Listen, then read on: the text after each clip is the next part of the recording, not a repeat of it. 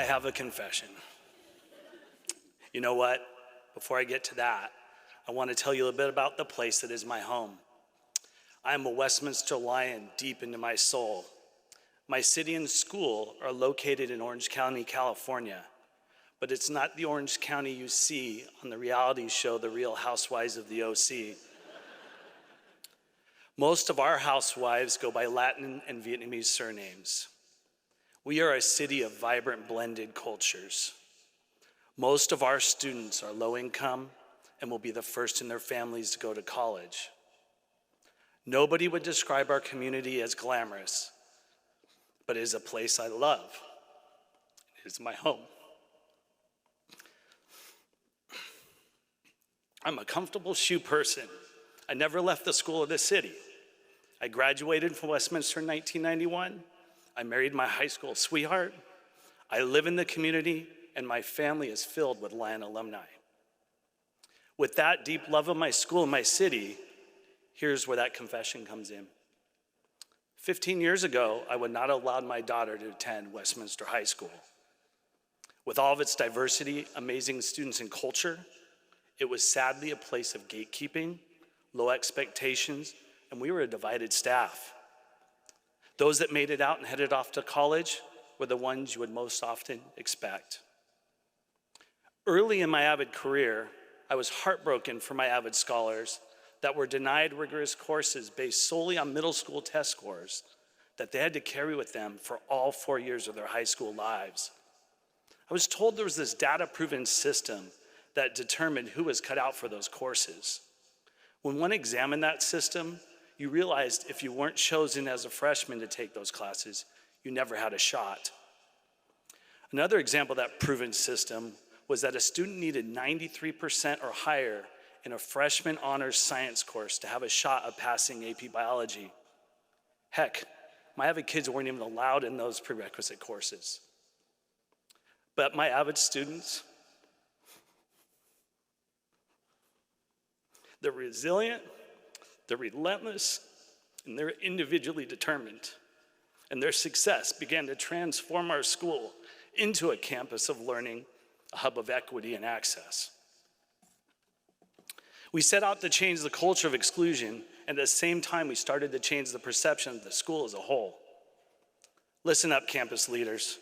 We started with a few brave teachers focusing on people, not fit. Great motivational educators, not ones that slid snugly into a master schedule. Today, I want to thank my AVID team, as you're my extended family, and are changing student lives on a daily basis and a foundation for our great work.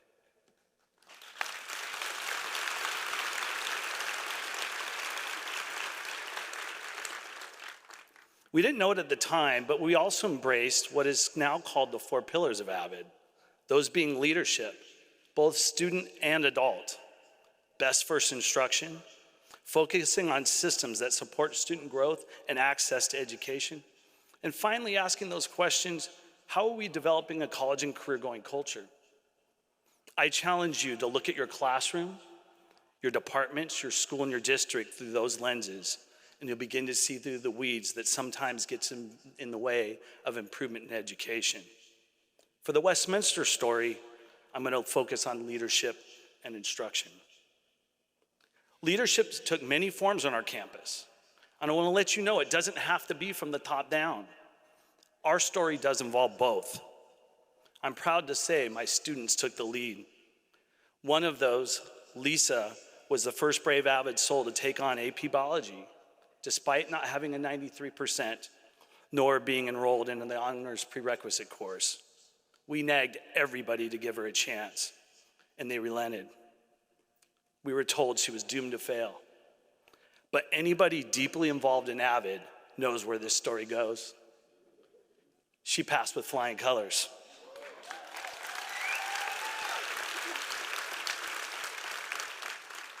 Following Lisa, so many other brave AVID students took on those difficult courses, while their teachers doubted them and their abilities, and each time they won them over. I am moved by their struggle and inspired by their bravery. As we began to grow the program, we received a new principal, Nancy Billinger. who was willing to take on that system and began to override the long-entrenched gatekeeping and allow more students to decide their own fate. This drastic change caused such a stir that she stepped down midway through the school year. Some of those doubting teachers thought they had won. Dr. Billinger would hate for me to describe her as a martyr, but as she exited, the gates holding our kids back began to crack. The students that follow her exit have no idea the legacy that she started. As barriers went away, I started hearing from honors and AP teachers how they loved having AVID kids because they just worked harder. Today, our students get to decide if they have what it takes to take on those rigorous courses. Today, those honors and AP classes look very different. And guess what? Our DNF data didn't change, nor did our AP pass rate. Who would have guessed?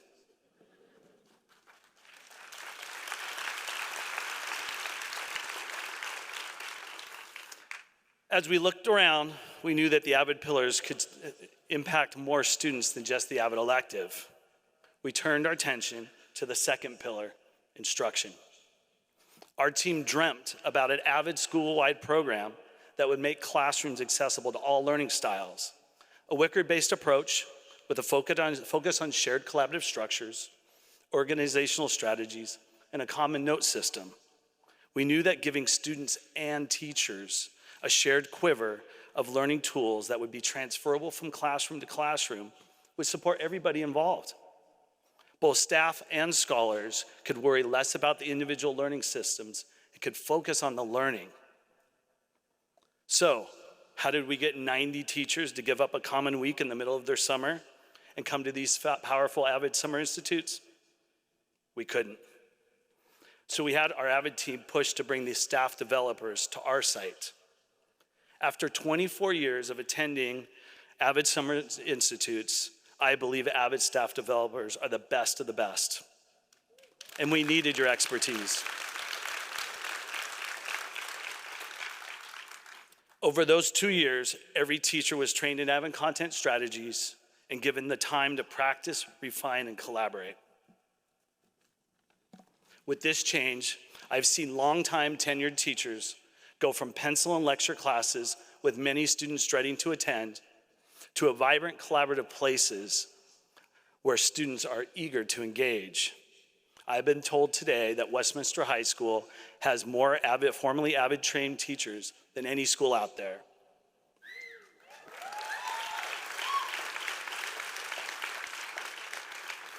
By embracing the AVID philosophy, I am certain that more students have a chance to be successful in any class they take. AVID on our campus has become what we do and who we are. In 2017, we are named a national demonstration site.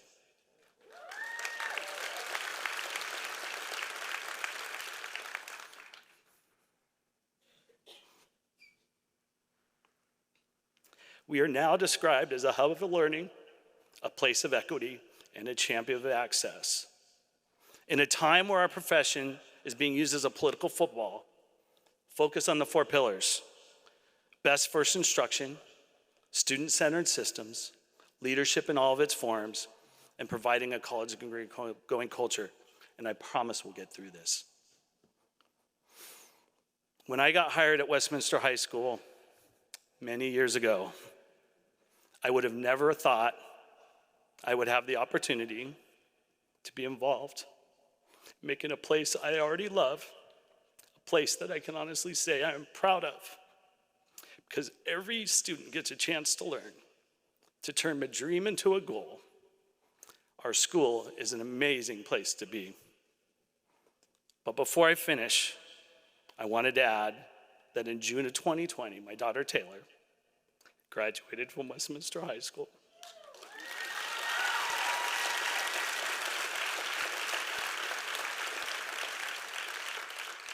She's entering her senior year at Davidson College in North Carolina and thriving. Thank you.